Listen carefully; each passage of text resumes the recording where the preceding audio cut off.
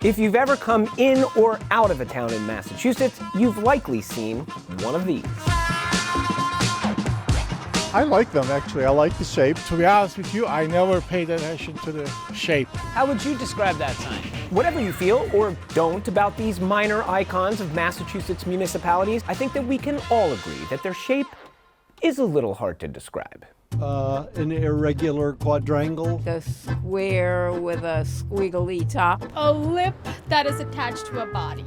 For one resident of Littleton, Massachusetts, a self-described lover of books and libraries, these signs have always looked like something very specific.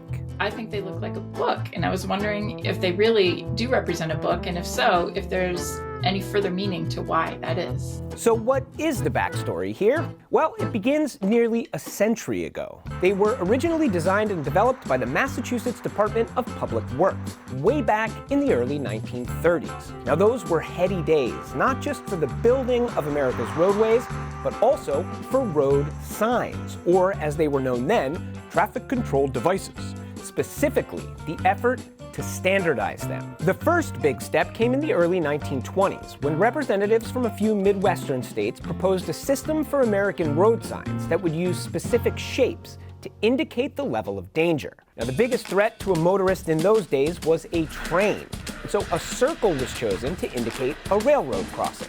Next, an intersection that didn't include a train, but where a driver should come to a full stop, those got an octagon. Diamonds would be used for signs that indicated a driver need not stop, but should probably take some caution, and rectangles for all the others, like directional signs and speed limits. In 1927, a group called the American Association of State Highway Officials built on that system and released their Manual and Specifications for the Manufacture, Display, and Erection of U.S. Standard Road Markers and Signs.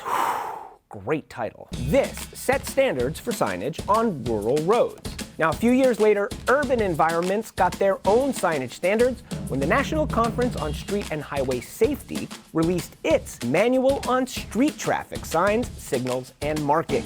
In 1935, like the House and Senate marrying a bill to get it ready for presidential signature, these two groups met and unified their work into America's first true road sign Bible, the inaugural edition of the Manual on Uniform Traffic Control Devices. So it was in this environment that these now ubiquitous town signs were invented here in Massachusetts.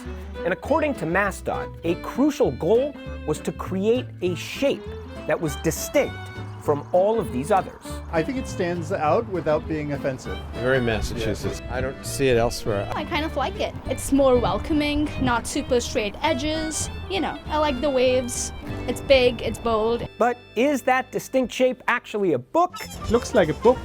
Open book. A book or the Ten Commandments. I would look at it as an open book, but I'm a librarian, so. Highway officials do refer to them as the bookleaf municipal boundary. But as for whether the shape was chosen to look like a book and was some kind of nod to the Commonwealth's long literary tradition, that seems to be lost to history. Well, there you have it. Don't forget to like and subscribe. Hey, if you haven't gotten enough of science, check out this recent Curiosity Desk episode. Our thanks to Emerson College for always keeping us curious. I'm Edgar B. Heroic III. Stay curious out there.